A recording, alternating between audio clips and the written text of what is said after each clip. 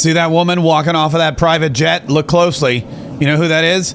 That is New York Congresswoman Alexandria Ocasio-Cortez, a.k.a. AOC. But that's not all. Look, there's more people coming off of that jet. There's some guy carrying her bags. There's some other guy carrying, I guess, more of her bags. There's some woman carrying more. There are a lot of bags on this plane. But look who comes out next. Who see that guy?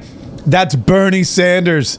That's Bernie Sanders from Vermont, the socialist from Vermont, who hates millionaires and billionaires. AOC and Bernie Sanders, who are arguably two of the most anti-capitalist socialists in this country, not to mention the government, were flying on a private jet back from, get this, their Fight Oligarchy tour, where they rail against rich millionaires and billionaires. Oligarchy or democracy?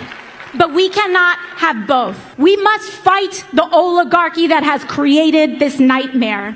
And that is why I have never taken money from lobbyists or corporations, and it's why I never will. That may be true, but she clearly has no problem taking free plane rides all across the country in a very posh private jet. I mean, just look at the interior of this thing.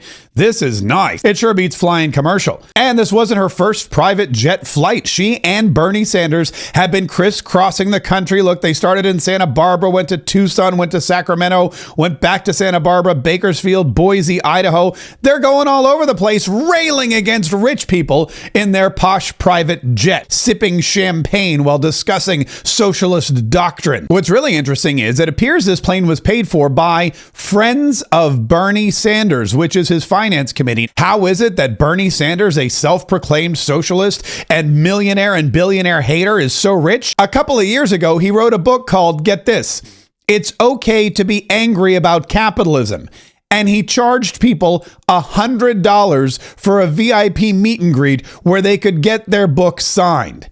$100 for a book claiming that it's okay to be angry about capitalism? Yeah, that would make me pretty angry about capitalism too.